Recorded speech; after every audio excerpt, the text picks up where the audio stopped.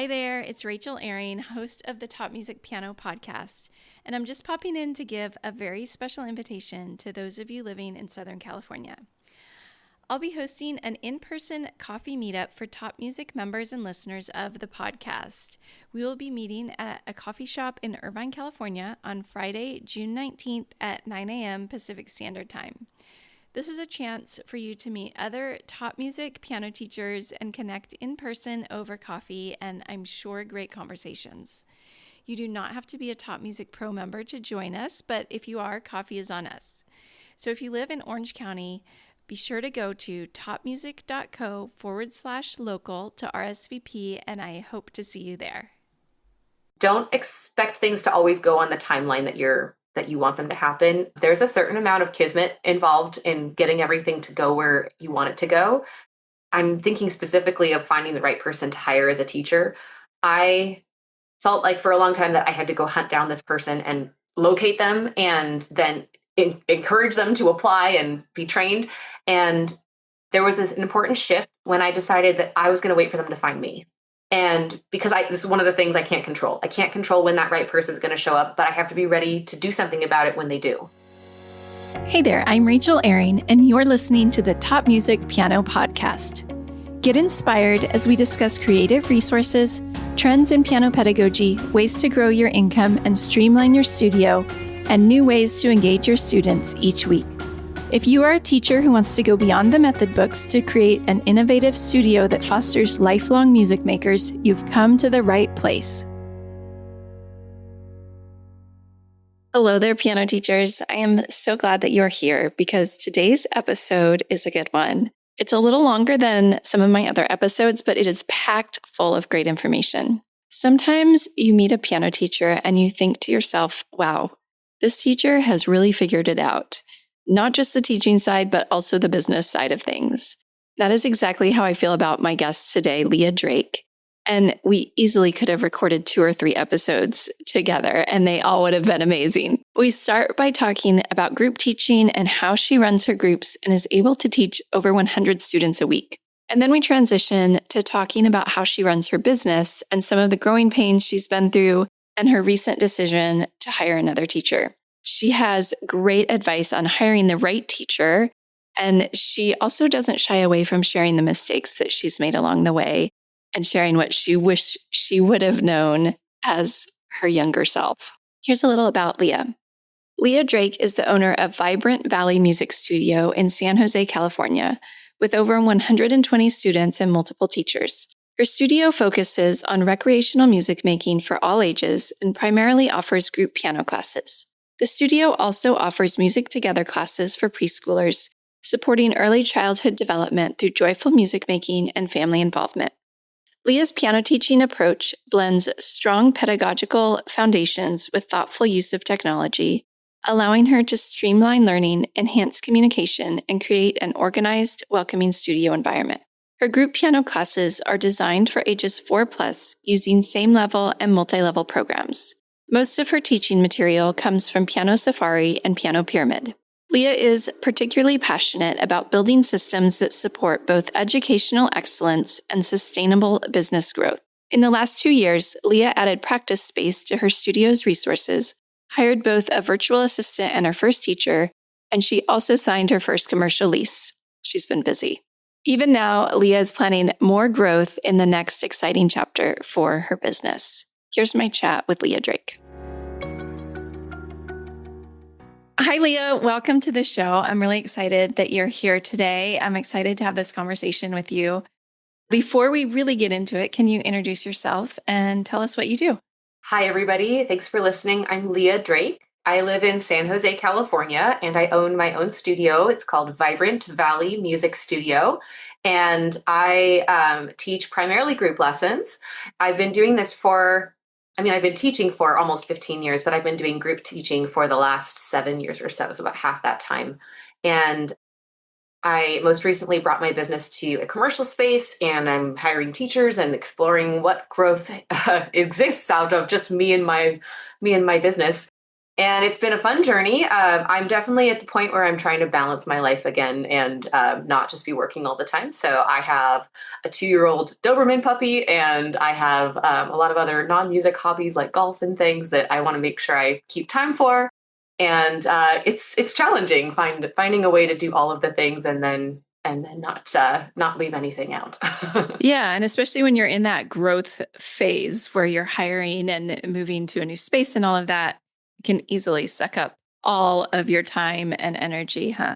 So we're going to talk about some of those things. But before we get into it, I would love to hear what your early piano lessons looked like and when and how you knew you wanted to be a piano teacher. Yeah, I had private piano lessons starting at age 7 in a very traditional sense. I was in this wonderful woman's living room, and she had a grand piano, and I would go for like half-hour private lessons. And I was with her for about 8 years. And this was up until about like seventh grade, eighth grade. I was starting to get into band. And I decided at that point that I wanted to step away from piano specifically and try band instead. And I learned the trumpet and played trumpet in band in school for another 8 years or so before deciding kind of was ready for something else. And I needed an instrument that didn't require quite as much upkeep as, a wind instrument takes just a lot of embouchure maintenance. And I just needed something a little more forgiving during the college time of my life. So I got really into singing. And I was a choral singer for about 10 years. I still would like to sing in a choir, but the reality is I haven't been in one since COVID. So, but my background is very much about music making, but less about piano specific music making. I did not get a music degree. I actually got a degree in biology. And about 3 years into that, I decided that I wanted to teach, and then had a moment where I was like, hang on, if you want to teach, do you want to teach biology or math or something like this? Or would you rather go teach something like music? Because the teaching is very much the skill and what you're teaching is kind of secondary to that. And so I couldn't double major because biology doesn't overlap at all with music. So you had to finish the bio degree. And I got a minor in music and started teaching. I was teaching out of my parents' living room for a little while just to make some money, and still toying with the idea of maybe teaching biology. So I was tutoring for test prep and things like that. And then I got to a point maybe 2 years after college where I was doing a lot of things like halfway. And I didn't have any more time to do more of either one of these things. And I had to decide whether I was going to go in one direction or another.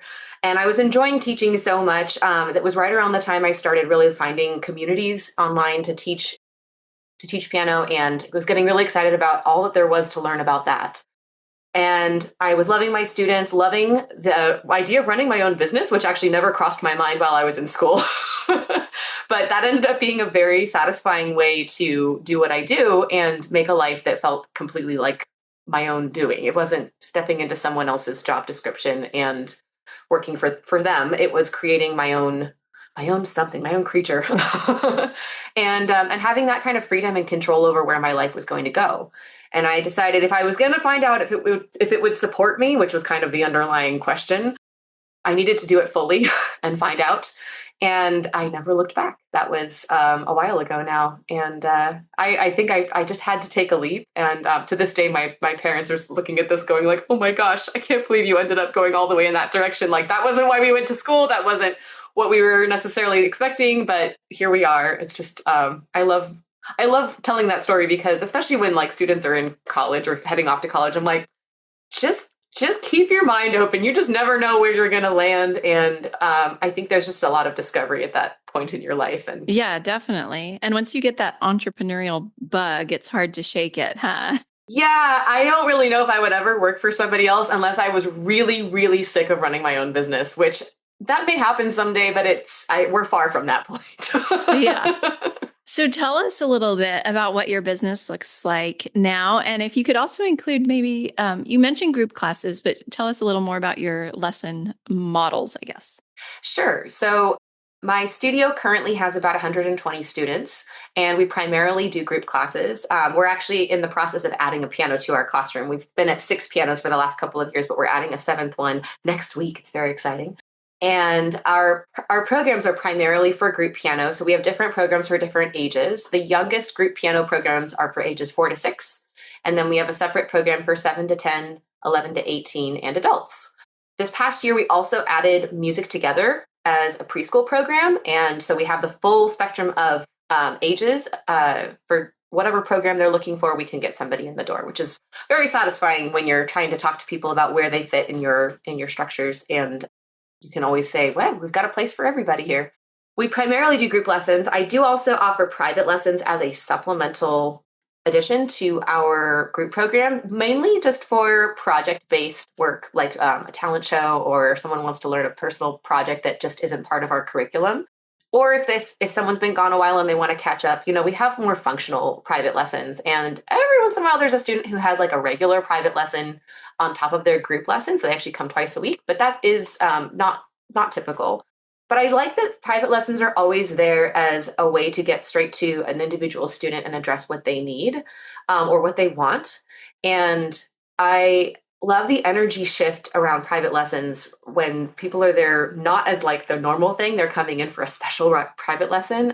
I taught privately for years because that's how I was taught. It just made sense to start that way. But I started to get the feeling that students came to their private lesson just because they were being dropped off to go to their private lesson. And they started getting really frustrating to teach at times because they would, of course, go through, huge growth spurts and then huge plateaus where they would stop practicing, or they get really busy or distracted or just disenchanted with piano for a little while. And that was a tough time to weather as a teacher who's always showing up for the student and trying to make sure that this is fun and exciting and worthwhile, that they're learning. And I felt like with private lessons, that just varied too much. And I looked at group lessons in 2018 and was like, well, this would be really, really, really different. And what's nice about groups is that the students are not just showing up for you, they're also showing up for their friends and their classmates. There's a little bit more accountability to actually practice. And if you don't practice in a group, there's a little bit of extra pressure to kind of keep up. And this really solved a lot of problems that I was feeling with private lessons, not to mention the implications for how much more revenue was possible, how much more balance in my life was possible if I was teaching groups. We've kind of drifted away from the what are my programs question, but that's okay. No, this is perfect. Okay. And I think a lot of teachers start with the revenue piece, like, oh, this would be a way to increase my revenue teaching groups, but then they're not sure how to actually make it work and because groups can look like different things, right? So tell me what the structure of your groups is. If you have a curriculum, are they all learning together? Or are you rotating around? What does it look like in your studio? Sure. So with the younger students, I would say the two younger brackets, 4 to 6 and 7 to 10, the program I use for them is Piano Safari. So these are same level groups. And I mainly use the material out of Piano Safari. I do occasionally supplement with things. And when we do a concert, we don't always stick to Piano Safari as closely. We kind of pull from other places. But I love the Piano Safari teaching approach. It fits my teaching style really well. And I think it's just a brilliant curriculum that really supports a lot of things that other curriculums don't. For example, learning by rote or the approach to technique, intervallic reading. I love all of these things. And I've been teaching with that curriculum for the younger ones for quite some time. So I'm guessing you used that as a private teacher before, right? And then actually that was right around the time I decided to do groups, was about the time I found Piano Safari. They coincided beautifully, and I never exclusively taught Piano Safari as a private lesson curriculum. It's always been groups. So there's something nice about kind of just picking a new curriculum and running with it with a new setup, and just everything has to fit together. But yeah, I actually just found Piano Safari around the same time that I was really thinking about groups and changing it up. And again, it fit beautifully. And because I was kind of learning how to do groups at the same time, everything was learning how to do it at once. And it never really seemed like two separate things to me. Although since doing this, I've had people ask me, oh, how do you do that in groups? It's like, well, it just is a different perspective on teaching it. But there's certainly many ways to teach with that curriculum or any other curriculum in a group. Group teaching, I think when it's done expertly is really challenging. And it's also something you have to constantly be creating an extension of the curriculum. Like, for example, there are curriculums out there that are meant for group teaching, like they were just designed that way. But that design comes from thinking about groups and not thinking about an individual.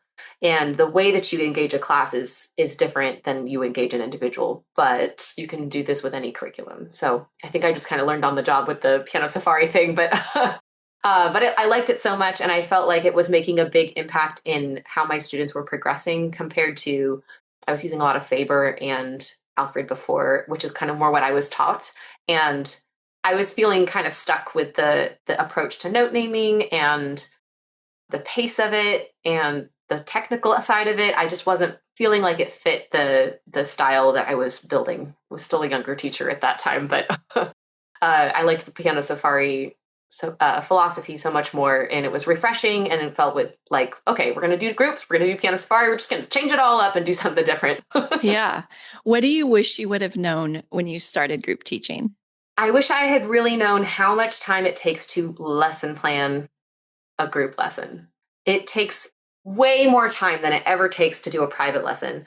When it's a private lesson, you hardly even need to lesson plan. The student walks in the door, you open their book, and you figure out what we're going to do next. Or maybe you're kind of picking up on something that they've been doing for a couple of weeks and you just kind of add the next thing. Yeah. And you kind of have your bag of tricks. Like if they're learning a certain concept, you're like, oh, I always use this game for that. Or, right? Yeah. And Yeah. with groups, you cannot just wing it, not unless you're super experienced. And even then, it's risky. I wouldn't recommend it. But with groups, I plan every minute of our class time, and we change activities every 5 or 10 minutes. It's always about balancing what we've been reviewing, what we're going to do that's new, technical skills and repertoire and a game, and how to engage different paced learners in the same group. And it's constantly planning for like every scenario. And there's always got to be one more thing than you're actually planning to teach. Like in case you run out of time, you always have to have that backup activity ready to throw, so you're never just staring at each other at the end of class going, well, that's the end of my lesson plan, we have to end now, it's like 5 minutes to go, or something goes off the rails and you need to pivot suddenly. Yes, so I found that aspect of group teaching to be both the most surprising and also the most rewarding. I felt like I was growing more as a group teacher than I was as a private teacher, because I had to. You just have to always stay 2 steps ahead of everybody, and you have to think in terms of a curriculum more. You have to think in terms of meeting certain benchmarks, and you cannot just go with the flow the entire lesson. You really have to plan. This suited me fine because I'm a really organized person anyway, and I loved the idea of like creating a lesson plan, like archive and like pulling from things that I've done before. So it started to work really well with my own personality, I think. But it definitely takes way more time. And these days when I get a chance to teach a private lesson, it's like a break. It's like, oh, this is easy. This is hardly any planning. I already have a lot more bag of tricks in my head just from all the experience. And having worked with so many students, I mean, I've worked with way more students as a group teacher than I could have ever achieved at this point in my life with only private students. And that's given me a lot more of experience as a teacher, just to deal with any possible student that comes in and any challenge that they're having or any type of parent that they have. And it makes me really feel a lot more like ready to jump in with any person and help them, which I felt like that was certainly building as a private lesson teacher, but it was never as honed as it is now, where I've just spent so much time working with so many different people and planning for every possible outcome that I feel very prepared sitting in front of just about any student and feeling ready to help them from wherever they are to wherever they're going. Mm-hmm. Okay, I feel like we could do a whole episode about group teaching. I was in my mind thinking maybe we should just make this whole episode about group teaching. But I also do want to ask you about the business side of running your studio, because I know it wasn't that long ago that you moved into your commercial space. Can you kind of tell us briefly about how that transition happened? It happened very much in reaction to what else was happening in my life. I was considering it in 2023 or 2022. I was starting to feel like my business was growing in a way that I probably needed to find a commercial space. But at the time, I was renting a space from a private school, and it was a really great arrangement, super inexpensive, and right next to families that wanted to sign up all the time. It felt too good to be true at a lot of points. And the only reason we didn't stay there is because the private school had to actually close very suddenly. I think mostly due to financial troubles after the pandemic. They were really having a hard time managing their budget, and they couldn't make it work. So they gave me 60 days notice to relocate, which was way too short. And they cut short our rental agreement, which was supposed to go at least 6 months from when they had given me notice. And I had 60 days to move everything out and find another place for my business, which even now, just like saying it, it just like makes my heart race a little bit because it was really a hard time and very sad. I mean, a lot of my families were going to that school, and there was a lot of emotion around this, not just the financial stress of the business and what was going to happen next, but just there was a lot of really, really big emotions happening at that time for so many of my families that they were also going through a loss and a transition. And I was trying very hard to be a steady ship and a consistent place for them. But the reality is I had six pianos with nowhere to go. Oh my goodness. And yeah, 60 days isn't enough time. So we came home to my living room for 2 weeks because that was all we had to do.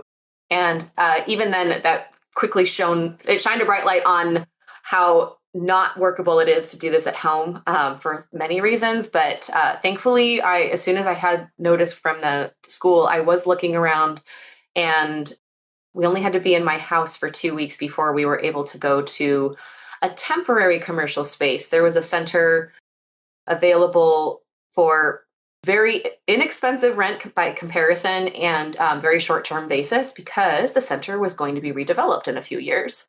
And they were just happy to have anybody come pay rent because they were not a long-term solution. So we were able to move in there. The building was pretty old and, minimally kept. They were just kind of waiting for all their paperwork to go through to redevelop. But it was a great place for me to land when I needed a place to land. And it was close enough to where we were that I didn't have to lose anybody because of distance, which was another huge concern. And we stayed there for about a year and a half before finding the place that we're in now. And the place we're in now is just across the street from where we were before. So again, a very local jump. I think we really both lucked out, and I tried very hard to make sure that we didn't have to move far, because as soon as you talk about moving your business, you really talk about rebuilding your business. Yeah. And not to mention moving 6 pianos around is no small feat in itself. Oh my gosh, we've moved those pianos so many times. I don't even think it's a big deal anymore because we've just done it so many times. But yeah, it is a big deal to move 6 pianos. And one of them's like a beastly clavinova thing. It's not like just the little keyboard that we're toting around. These are like cabinet style digital pianos, and there were 6 of them. And it was like, oh my gosh. There were lots of U-Hauls and lots of favors from friends and family to help move things. Yeah, but we got very good at moving them, actually. And even to this day, we do move them once a year for the concert. So we move all of them to another location to do an ensemble concert. And it's still a normal part of our life. But we were moving pianos I think we moved them 4 times in a year, the year that we were transitioning, because we had to move out of the school to my house. We had to move out of my house to the first location, then out of that location to the next location. It was that was too much. Yeah, definitely. So tell me about this space that you're in now. What do you love about it? I love a lot of things about it. I love where it is in the center. It is at the end. We only have one adjoining tenant, and we're right at the end. There's a lot of parking right around it. There's a community center right next door to us, not in the center, but not in the shopping center, but just adjacent on the other side. So we actually did our spring concert there just a little while ago, which worked beautifully. It felt really nice and appropriate, and it wasn't a big deal to move the pianos. We could just kind of roll them around the corner. And the center that we're in, it's well kept. It's relatively modern compared to where we were. It was built in the 90s instead of the 50s, which is a nice upgrade. And it has a shopping center and a bunch of restaurants. Families really love going there. I love going there because it's convenient for so many other things. I think it's a really beautiful space. It has a lot of natural light. It's just big enough that we have plenty of room to move around. For a long time at this private school, we were kind of shoved into whatever corner would hold us. There was all this feeling of being kind of cramped and trying to make everything as efficiently spaced as possible. And when we got the commercial space, we still only had the 6 pianos. It's just one big classroom, but it felt so spacious after being in my living room and being at the private school. It was oh, we can finally stretch out. So I really enjoyed having a little more breathing room for all the equipment that we have and teaching supplies. And I have a proper desk now. And, it's just nice to be able to spread out a little bit. I have a great neighbor. The person right next to us they do a takeaway, cook it yourself meal thing. And they're called Dream Dinners. And so they were thrilled to have us be right next door because there's a lot of crossover in clientele. And they've just been really wonderful neighbors, like totally fine with any kind of noise that we're making. Not that we make tons of noise, but like that was one of the concerns when we're looking for commercial space. It's very family friendly. The owner is really nice. These are things that I was hoping for. I was willing to, deal with less, but it just has been a really nice place to be. And the last thing I'll add, which is just more of a functional thing, is that the space I'm renting doesn't have its own bathrooms. The bathrooms are actually in a hallway that goes along the back of our spaces, but they're right next to my space, so they're practically our bathrooms. And all the other tenants have basically built out their own bathrooms at this point. But I have a bathroom that I don't have to clean, which I think is great. Yeah, that is a perk, isn't it? And these are some of these things you don't really know how it's going to play out until you're in the space, right? And it sounds like you lucked out with some of them. What do you wish you had known before you rented your first commercial space? I wish I had known how long it would take to get a lease. It ended up being almost a year between when I was pursuing that space and when I could actually sign a lease. Part of it was my own waffling a little bit. I was nervous and I didn't just jump at it, but I also was not the only person asking for that space, and I was passed over the first couple of times before it fell through with the tenant that they were trying to get. So there was some drama there. The landlord was really absent from his desk a lot, so things just took a long time to email back and forth. And then the other thing that I wish I had known is truly how expensive it would be to get into a space. And then we're talking about a space that I didn't have to build out any rooms, but I was required by my landlord to soundproof it, at least with the neighboring wall, so we didn't disturb any other tenants. The soundproofing alone ended up being like $20,000. And I think it was good work. I feel like that was probably worthwhile. And it is good to know how to manage the sound, especially if we ever divided our one big room into two smaller rooms, we'd have to cross that bridge again. But it was terribly expensive. We had to get a commercial sign, which is another $5,000. We have two facing walls outside of our space. And one of them, when I was moving in, was basically covered by a tree. But in my lease, it said that I needed to put a sign on both walls. And I'm like, well, that's $5,000 for a sign no one's going to see. No, I'm not doing that. So, but these are considerations. Like everything's thousands of dollars. We got new carpet, new paint, and the lawyer to handle the lease, because no one who's not a lawyer should do a commercial lease by themselves. That is stupid. And I was almost stupid enough to sign a lease that I didn't have a lawyer look over. There was another place I was looking at before we landed with the one I have, where I think I really dodged a bullet, and my gut was telling me don't do that. And I'm glad I listened to it, because I think that would have been a big mistake. So, you really do need advisors to land in a place that is worth leasing for years of your life, and commitment and revenue, and all you need to make sure that you have help. And it takes a long time to find the right place. And ever since the school closed and I was moving around a lot, it just felt like everything was on a clock. And I was also still in a space that was having a clock on it, that center that was going to be redeveloped. It's like, who knows how long this thing's going to be here? We have to find the next place as soon as possible and get into a place that has more stability than we've had for a couple of years. But it took a long time, and it did take a lot more money than I was planning to spend on it. I was really fixated on the rent being the big number, which is it is a big number, but it is nothing compared to that initial catalyst of how do we get into the space? How do we get through the lease process? How do we get through the build out? And then you need to have a program that's solid enough to bring in money to cover the rent.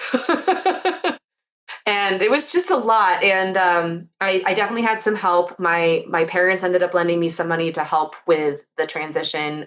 If I didn't have them to help me, I probably would have taken out a loan to help make that transition happen. But even then, it's, loans come with strings, and it was just a lot. And I feel like actually it took about a full year, maybe almost 2 years, to feel like we're not under that pressure anymore. It is still a monthly rent thing, but the transition time is over, and we're in a happy place with a lease that's got a few years left on it, and then an option to up our lease for 5 more years after that, which that's about as long term as I'm ready to commit to this at the point. But I feel like all that I've learned and all the time and money that's gone into it, I feel like we're in a good place.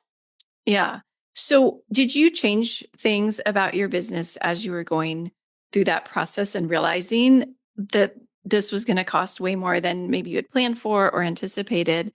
How did you, I guess, respond to that in your business? Did you raise tuition? Did you change your marketing? What did that look like? There was a tuition change that was larger than normal. I usually up my tuition once a year, just a little bit. And it's a reflection of how much I'm spending and how much I need to live comfortably and work and do the kind of work that I'm doing. So we can talk about that in a minute. I was going to share a little bit more about how that comes together. But as far as this transition into a commercial space goes, there was definitely a gap that needed to be addressed. And I think we hiked our fees maybe 10% that year. It was sizable. I didn't have anybody outright tell me that they were not okay with it and that they were going to leave over it.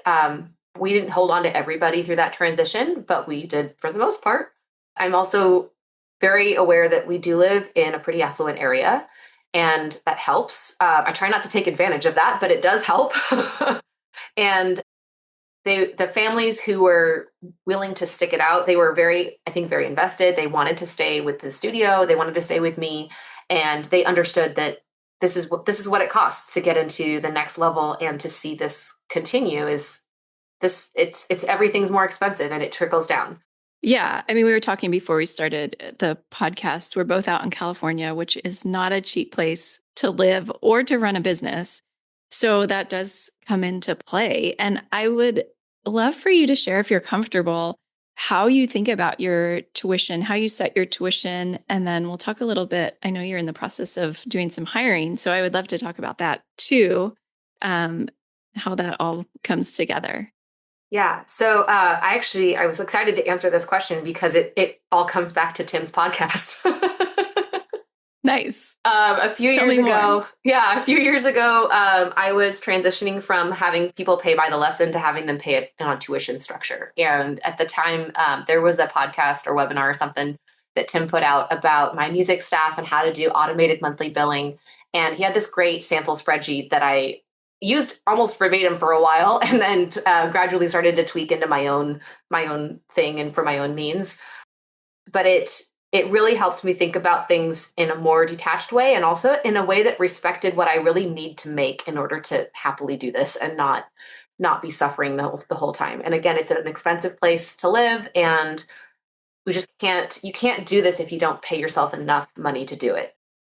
And the business costs money, and we have to cover that with tuition. But the whole mindset of switching to a tuition structure was on my mind at the time. And it's become a way that I think about my business in general when I'm setting rates. So it boils down to, you set an hourly rate that you would normally just charge if you were just taking money for the lesson itself. What does the lesson cost? And then you add a certain amount of administrative or professional development or other fees that it just takes to run the business, operational expenses. And that chunk is created from seeing how much money you normally spend on these things, or how much you're planning to spend for the next year. It's about budgeting, and it's about also looking carefully at your expenses that have been already, our money's already gone. And this factors in the rent, factors in how much you spend on music, how much you spend on going to the conference every year, how much you spend on instruments or other equipment. It's like all of these things cost money. And in order to not be having all of that come out of your pocket, it needs to be wrapped up in tuition somehow. So it was a process that can feel really tedious sometimes, especially if we're not inherently mathematical or organized, and we don't want to look at the numbers that closely. I think one of the reasons I'm doing this today, even now, is that my mom is a CPA, and she totally has my mind trained for this. It just didn't seem like that big a deal to me, but almost every time I talk about this to other teachers, they're like, how do you come up with this? I'm like, I don't know. We just look at the numbers. And they're like, what? I'm like, yes, Yeah. got to look at Because the most of numbers. us just look at what the going rate is in our area and we're like, okay, I guess we'll do that. Yeah, which is actually really helpful to see how far off you are. When you actually do the When you numbers. actually come, when the spreadsheet gives you a number, like this is what you should be charging for tuition, take that number and look around and make sure that it really does make sense, because that's the only number that's going to matter to parents who are enrolling their children. It's the only number that's going to matter when you get found online, which is hard to do anyway, but then people move on because they don't like your rate. And you have to make sure that it stays competitive. So it goes back to budgeting and making sure that you're not spending too much on things, and that you are asking for a rate that's fair and not a rate that is unreasonable for what you're offering. So these are all considerations that go into setting the rate. But once you have like the lesson fee plus the administrative fee, and this is all an average of how many students you're teaching. So again, I teach about 120 students. I look at all my expenses and divide by the average number of students that I retain throughout the year and make that the admin fee on top of the lesson fee. And then that becomes kind of the model for their tuition. I offer tuition in both monthly and semester options. So I look at the semester, which is a 5-month period. We do August to December or January to May, and we handle summer separately.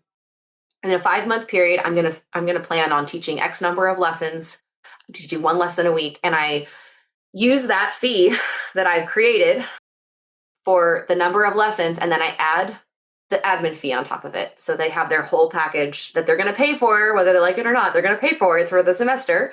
And they can either pay for an average monthly fee. So I divide that number by the 5 months, and that's what they pay for the monthly fee. It's the same rate, regardless of the number of lessons, but they're continuously enrolled. It's, I think of it like a payment plan. They're not going to necessarily stay for every month of the semester, but most of the time they do.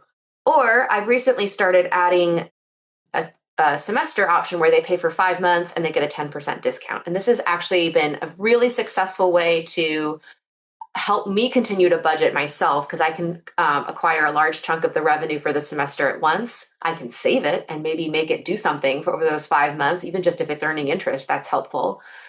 And I can put it away kind of out of reach, so I'm not tempted to play with it. Yeah, that would be the challenge for some of us. Right. But I like the idea of collecting it and then like kind of squirreling it away where I can't see it, can't touch it on a regular basis. I'd have to like go through a few steps to get it out. But it's meant for the business. It's meant to sustain the business. It's meant for me to live on. And if I can, I'm going to try to have any of that left over. That's truly the profit at the end is if I can manage to get through the semester without burning through all of that, then I know I'm in a good place financially. And if something happens unexpectedly, I also know I can tap it a little bit and say, okay, we had a weird stuff happen in this month. There was an unexpected charge, and we've got a little bit of wiggle room to assign that to 1 month and not over the semester, and hopefully not get surprised too badly. Right. Yeah, that makes a lot of sense. Now, you mentioned teaching over 100 students, and you've been doing this all on your own, but it sounds like you recently hired some help, which I would think you would need at this point. Yeah, I hit the 100 student mark a couple of years ago, and right around that time I was feeling burned out. I believe it. That's a lot. For good reason. I feel very proud that I accomplished it, but I also quickly found that that is not a sustainable way to work without help. So about the time I was in the temporary commercial space, that was 2023, I started looking at rebuilding my website again, because I felt like things had changed enough that we needed to kind of rebrand a little bit. And my website designer is Jana Carlson of Studio Rocket Web Design. She's been around the top community for a little while. And she had the name of somebody who could help me with my admin work. So she had actually just done a website for another company called Elevate Virtual Business Solutions. And she was happy to connect me with them when I was telling her about how, yep, I'm doing this all myself, but I'm ready to have help. And at the time, I was trying to figure out if it made sense to hire an admin first or a teacher first. And I think that's a common concern when people are feeling the growing pains. In hindsight, I can absolutely recommend admin first, because for one thing, I think an admin is a lot easier to find than a good teacher. I think there are many more people who can fill that job. And the admin is an important person to have first, so that you really work on your systems in your business and get those working as efficiently as possible and off your own plate as possible. Because as soon as there's another teacher, you have to teach that teacher and you have to manage that teacher. And that takes the time that you can't pass off to the admin. The admin that I ended up working with, I love her. She's been fantastic. I think I really hit the jackpot on the first try, which is not how it goes sometimes with virtual assistants. I've heard stories, and I think I just got really lucky that I had the right person from day one. She does 20 to 30 hours of work a month for me. And at this point, she has taken over a lot of the administrative tasks that I was doing when I was starting to teach 100 students. And I'm literally getting like 20 to 30 hours a month back in my life to go live a life or to teach more if I want to teach more. One of the things that rationalized adding an admin first is the only way my business makes money is if I teach. That's the only way I make any money at all. And I can't teach well if I'm overwhelmed and burned out. And having an admin help me with the business part of it, the admin side behind all of the teaching, really freed me up to teach more and focus on bringing in more revenue and honing the systems that made it efficient to bring in new students and constantly keep marketing going. And then eventually have enough room in my life to add a teacher, which I only did about 6 months ago, was my first teacher hire. But okay, so you've now hired a teacher, and that was your second hire? Yes. So the virtual assistant, I have a contract with that company that I mentioned, Elevate, and they have a few different assistants in their staff, and I've been working with one of them for the last couple of years. But they're not someone I've hired, so to speak. They're contractors. So I don't employ this person. This is kind of what I'm getting at. We're sort of talking about employment now, and I want to be clear. I don't employ the admin.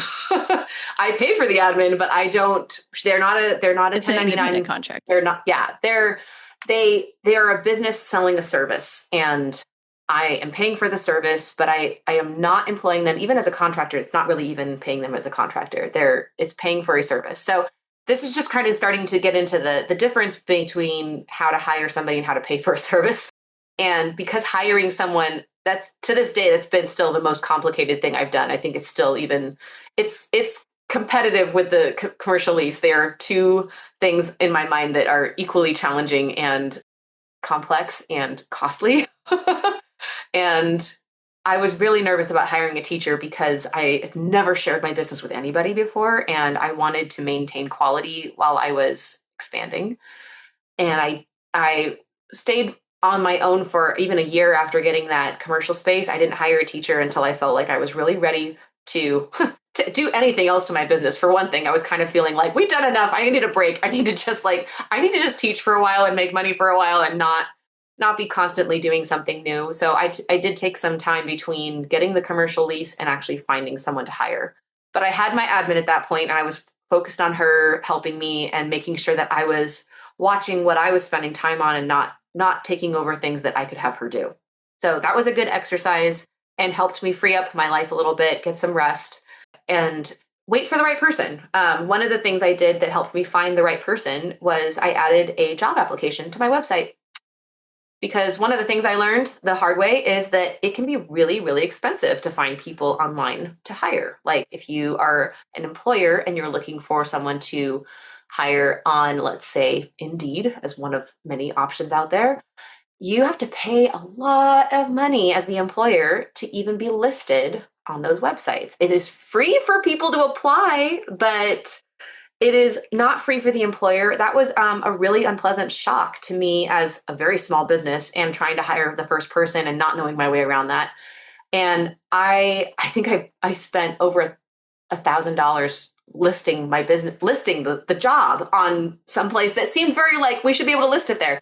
And that turned out to be I had to pull that back pretty hard. And then I was feeling really discouraged about how to even like find a good person when, as far as I know, that's where people go to look for jobs. Again, I've worked for myself, so I don't really know. I'm kind of like, where do people look for jobs? This is what I would do if I was looking for a job, but maybe that's not even the best way. So I was thinking, well, maybe they can just find me. Maybe I'll just put myself out there. I have a website. I pay for the website, and I have this website person who helps me on a regular basis. So she helped me design a page that was a job application. And then I was able to just post that in places like, hey, we're looking for a teacher. Please like fill out the form if you want to be interviewed, and we'll go from there. And I posted that in the summer of last year. Actually, it's been almost a year. And I had a few people apply. I had a couple of phone interviews and then some in-person interviews with people who seemed promising. And I landed on hiring a girl who was right out of college and was local. She'd moved back home after graduating with her undergrad in music, and she had grown up in the area. She'd gone to a lot of the same schools I went to because I'm still local. And I just felt very like that was a good place to start, and somebody who didn't have a lot of preconceptions about what the business was supposed to do. One of the things I've learned, as we all do in piano teaching, is that you're often running your own business anyway. And that means that you're already thinking about how businesses should run, even if on a minimal level. And I really wanted there to be someone I could just have to come in and teach and not get in my business, or at least be willing to like be a team player on the business and not be trying to like change things in my business. So that was kind of a delicate consideration to have. And I landed on the thought of having someone kind of young, maybe inexperienced, but also like I'm happy to mentor them. And I actually would really like it to be a consistent program. I want them to teach like I'm teaching so that we can potentially share students and sub for each other and offer more availability during the studio and not have as much, not diversity, but like not too many differences between the teachers. I mean, every teacher's different, but I want there to be enough consistency that when parents sign up, they don't mind if they get me or her. And again, that's really tricky. We're still kind of balancing that a little bit, but so far it's been really going well. And she's been the right person to hire. Again, I think I got lucky again with the first person I decided to actually do that with.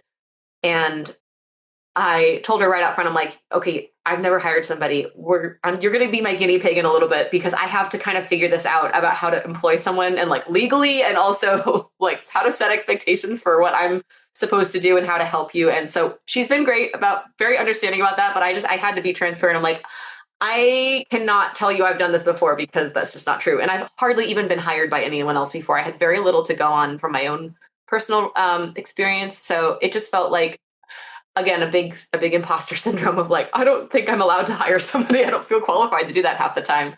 But I think now that I've done it once, I feel a lot more sure about what the path is to actually bring in the next person, which that's kind of where I am now in my business is I have somebody who's trained and they're doing their own classes.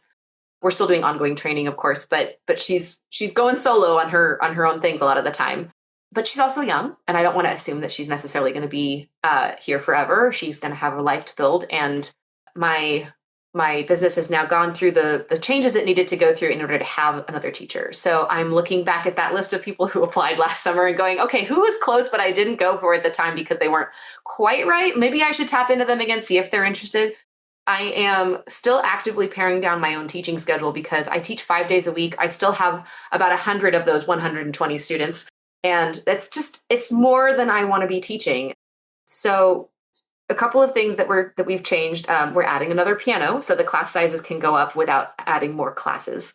That's a small change regarding like how much time I'm actually spending because not every class is going to be full anyway. But I am excited to finally pare my teaching week down to 4 days starting in June. So my teacher that I've hired is going to take 2 of the 7 days, and I'm down to 4, which is great. It's 5. It's 4 days of group teaching. I'm available on a 5th day for business stuff. I meet new families on that day. I do private lessons on that day if I'm requested for it. And it's 4 days of group teaching, which in my mind is a lot better than what it was because that 5-day teaching schedule was really a 6-day week with all the business stuff that has to get done. And that's where I was feeling like, nope, that's too much. So the next person I hire, hopefully we'll find a way to reduce the number of hours I'm teaching on the other days that I'm still in there. I think it's probably still good for me to accept that 4 days a week is a minimum for me, but we're looking at paring down the number of hours and not necessarily the number of days. Gotcha. Okay. Are you guys open 7 days a week? Yes and no. Regular group classes are offered Monday through Saturday, but I have found that the way that I bring new people into the business is I offer a free info session, and I usually have to meet them on a weekend because that's when parents can do it. That's when they can bring their kids. That's when I can do it because I'm not teaching. And so I have been doing this on Sundays for a long time, and that's the 7th day. So, so yes, but no. Wow, you are a busy lady. Thank you so much for taking time to be here today out of that very busy schedule. But it sounds like you're figuring things out along the way. I mean, you have come, if you look back even a couple of years to where you were and where you are today, making hires and in your commercial space and adding a piano, I mean, that's huge.